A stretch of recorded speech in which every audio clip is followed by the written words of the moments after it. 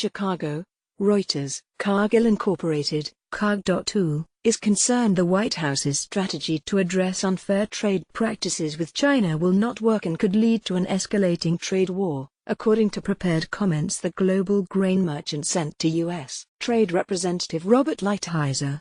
A Cargill logo is pictured on the Provimi Kleber and Protector animal nutrition factory in Lucens, Switzerland, September 22, 2016.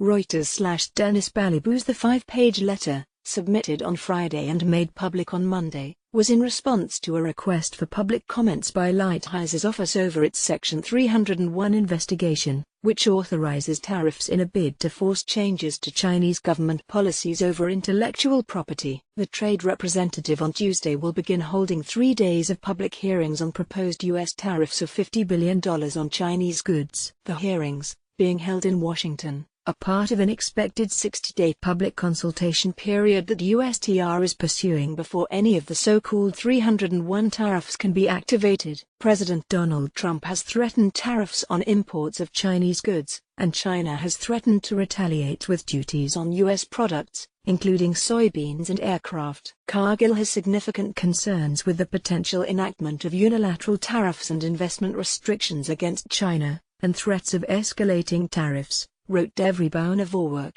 Cargill's vice president of global corporate affairs. While we understand the administration's intent is to generate substantive bilateral dialogue, we are concerned that this approach will not effectively advance the goal of addressing distortive trade practices, she wrote. Global grain marketers such as Cargill and rivals Archer Daniels Midland Company, ADM, N, and Bunch Limited, BG.N, have seized upon trade tensions between the United States and several of its top export markets, including China, to turn around struggling trading units following one of the toughest years ever for the industry.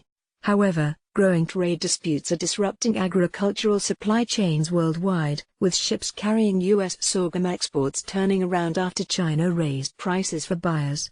In the short term, U.S. farmers will be hurt the most by declining prices linked to China's tariffs on soybeans, Bauer-Vorwerk said. The crop is the top U.S. agricultural export to China, worth $12 billion last year. History has shown that the use of tariffs is unsuccessful in achieving lasting solutions. The current challenges between the United States and China are no different, she said.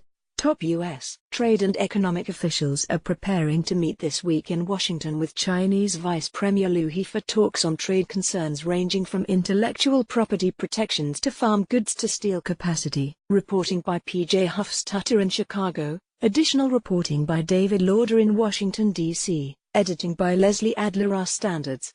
The Thomson Reuters Trust Principles.